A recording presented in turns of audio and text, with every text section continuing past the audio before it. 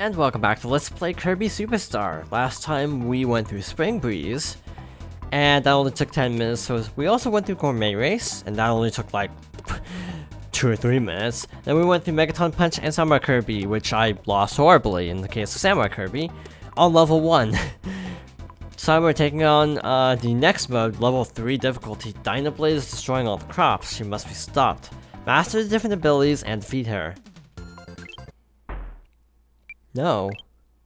Stop, game. Stop. I know how to use the copy ability. So this is structured a little bit differently with a world map. I feel like this is the first like really meaty like mode. Also good music. I have not been complimenting the music enough in this game. So where was I last time? I was talking about like Nightmare in Dreamland, I think. Now, after Nightmare in Dreamland, conveniently, Superstar Ultra came out, which is the DS remake of this game, which I played a lot. It's a really odd game in my like memories of Kirby, and I feel like it's still affecting my memories of this version as well. I was actually doing like my family was doing a massive cross-state move around the time that this game came out, so I remember playing it a lot. Basically, we had to like sell a house and move into a really tiny apartment in the meantime before moving from Cali to Washington, in case you were curious. Yeah, I grew up in California, but honestly, my mom and I were both having really bad respiratory issues because of the low air quality there, so we all decided to move to Washington. Let's see. So yeah, I remember playing like Superstar Ultra in like that really cramped apartment for like a really long time. I enjoyed this game immensely, but yeah, I feel like that kind of dampens my enjoyment somewhat. Even though this is a really good game, it's just personal memories just aren't the most kind to this game, I guess. Again, I don't particularly hold it against the game because again, it's not the game's fault. But again, it's just something that's always kind of stuck with me whenever I play this game. Same with Pokemon Emerald, actually. Pokemon Emerald I played around the same time, which is super ironic considering one of the major plot elements is the character moving. In Emerald, that I always thought was pretty cool.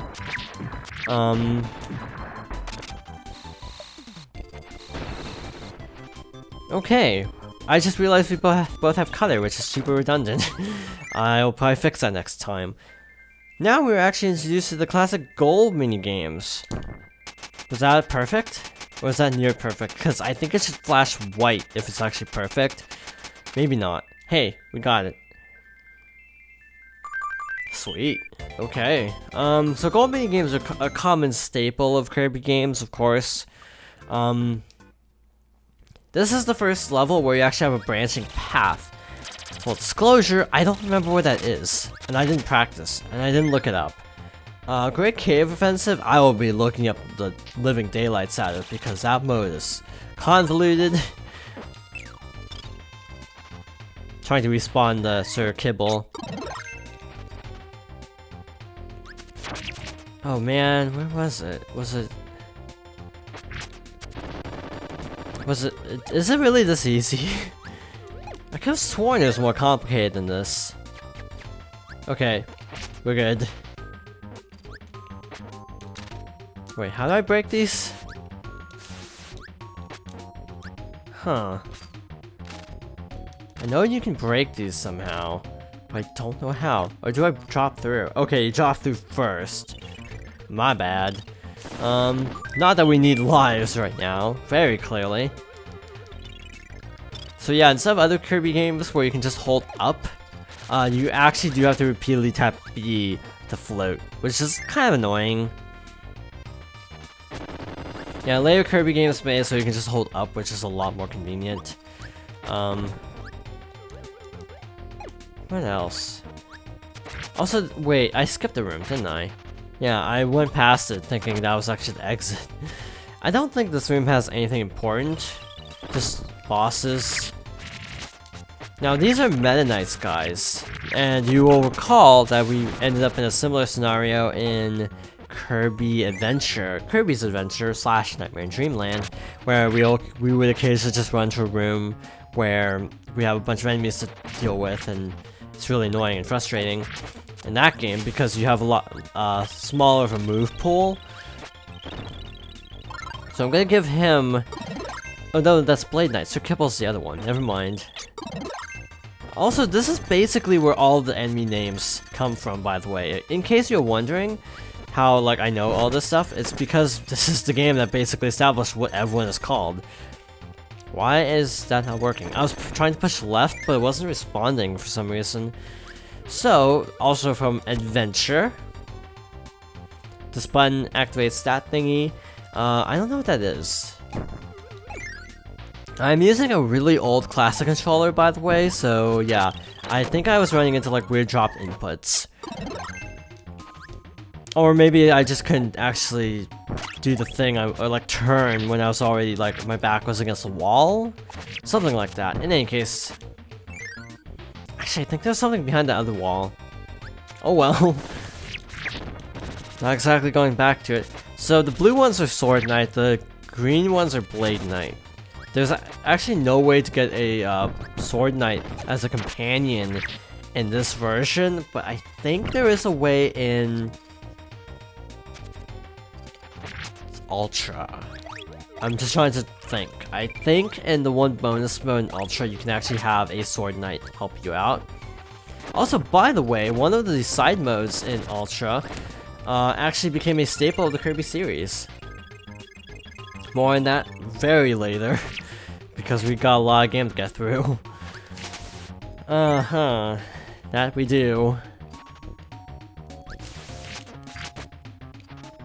By the way, something you want to keep in mind is there's... Oh shoot, I should do the thing. I'm gonna go back, respawn an enemy. This guy.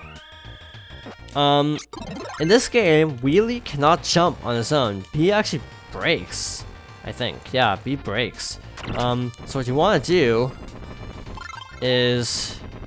Come on. Stum. Walk into the thing. There we go. But, the only way to actually, like, jump with the wheel power... Oh, stand still. You have to use the Wheelie Rider, which is actually pretty cool. It actually, I think it's inspired a bike in, Air Ride. I mean, you're gonna hear me referencing like 50 million Kirby games because this is basically where all the fan service comes from. It's effectively like the Super Mario Bros. 3 of Kirby games, I would say. Yeah, I would say it's like, you know, I think that'd be an apt comparison. Really sucks for this part though, I will fully admit. Also, you really want Hammer whenever possible, because you can do this like charge thing, which is OP to the max. It's not even funny how OP that is. But we won't really get to see that until like one of the side modes. These little brown switches can only be interacted with using the hammer or stone. So that's also important to note, that if you don't have that, then you kind of, well, that was pathetic. You kind of can't do as much in the levels. And this becomes super problematic when you get to the Great Cave Offensive, where you actually need to, like, actually do really difficult things with trying to get a hammer to a certain point, and navigating a literal minefield in some cases. Not a literal minefield, because literal would mean actually that, but a figurative minefield is what I meant to say. Crash is also one of the most iconic / broken powers in the game, but it's also one use only. So, yeah, it's not super OP because you can only use it once. These guys put you to sleep, but they don't even heal you in this particular game. Yeah, Bonkers is good. I just wish his AI was better. But yeah, when you run into somebody after you picking up like a maximum tomato, you can actually impart that health to your partner, which is a feature in every multiplayer Kirby game, if I'm not mistaken. I think it's also in all the ones with co-op, like Amazing Mirror, Return to Dreamland, I know, and I think that's all for co-op. So after, oh, what was it? After, I'm trying to actually remember what came after Ultra, for me personally. It might have been, it was probably Canvas Curse. Yeah, I think it was Canvas Curse. Which is a good game. It's a spin-off, so it's a little bit different. No! No, I played Canvas Curse before Nightmare in Dreamland. Definitely. Also, Yo-Yo is only in this one game, fun fact. I'll definitely be showing off Yo-Yo because it's so exclusive. What else? I kind of wish Rainbow Curse was better, to be honest. I mean, it's not bad. It's just not as good as I want it to be. I felt a little bit rushed. Like, oh my god, the Wii's bombing. Let's play a Kirby game on it, but not a good Kirby game. So let's see, that'd be 2007 to 2008, so 2009, I think that was when I was getting into Zelda and Metroid, or really Metroid, because I'd gotten to Zelda about 2007-ish, so yeah, 2009 was mostly just catching up on Zelda, and also really getting into Metroid, or trying to, as you know, if you saw the Zero Mission Let's Play, you'll know that it never quite clicked with me as a franchise, though I do like Metroid. It's just not like, oh my god, it's the best thing ever. I'm not in that camp. You know, a lot of people can't get into Kirby, so I understand that. As for me, Kirby always just meshed with me a lot more than Metroid. What is over here? Ice. If you run, you actually do the freeze move. So yeah, freeze and ice were actually merged in this game. Actually, take that. Thank you. Ow. Thanks. Thanks a lot. Nope, further right. Get out of here, Wild Dew. Wild D's are the ones that have faces, Wild Dews are the ones with one eye. In case you were wondering the distinction between a Waddle Dee and a Waddle Dew, now you know. Also, A will turn them back into a hat for you, which I'm doing in this case, so I can actually fight this guy.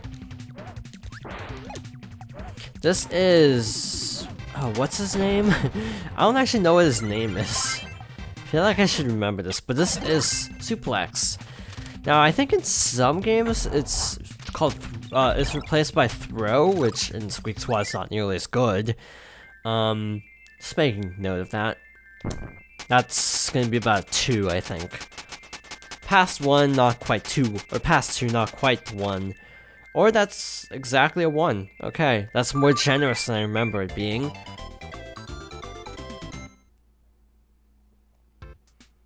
So now we have 2 levels left. And you have that little E thing going around the map, but we're gonna save the E for next time.